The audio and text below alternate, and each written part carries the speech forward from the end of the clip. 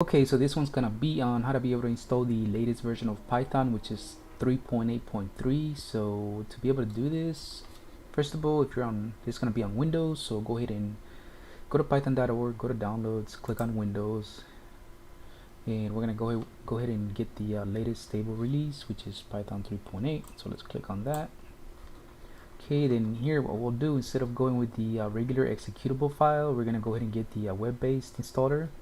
And the main reason why we're gonna do this is there's a plus to it. Not only is it faster to download, but when you click on run, as you see here, it gives you this option to be able to upgrade from the previous version of 3.8.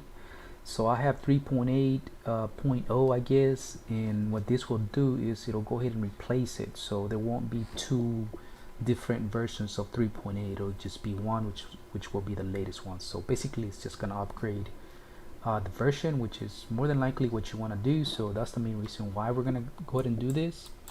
So we're gonna just go ahead and click on upgrade now. Okay, and it should go ahead and do everything by itself. So setup was successful, and since we did it web-based, it basically updated what it needed to update it, and it should be able to keep the same configurations that you had from the previous interpreter, which is a 3.8 or whatever other version you had. So basically what that means is, like, if you had any kind of program or any kind of testing environment, you should be able to use that environment. But to put it to the test, I'm going to go ahead and open up PyCharm so we can make sure that that's actually the correct information. And one thing I also want to check while PyCharm is opening is going to where the actual installation folder is. So it's under C user, whatever your name is, and then under app data, I believe, and then under local, and then under programs.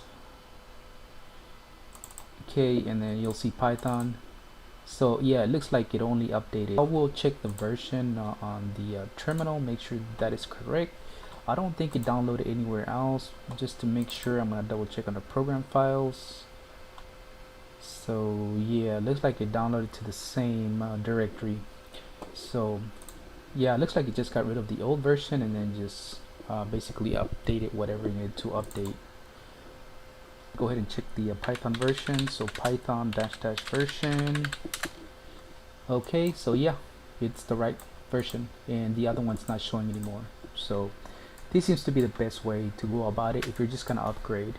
Test out the environments, the projects that I had already with 3.8. I want to see if it's gonna work automatically, because sometimes when you upgrade, or because sometimes when you install another interpreter, it won't recognize it unless you update the environments and the interpreters. So okay, so it looks like the projects are all working with the same with this new interpreter, so that's good. That way you don't have to go in here in your projects and on your environments and having to change any of that, or your programs that you have already coded. But let's go ahead and run it to make sure that this actually works. So yeah, it works. Alright, so that's how you're able to install or upgrade to the latest version of Python, which is 3.8.3. So that's it for now. Bye.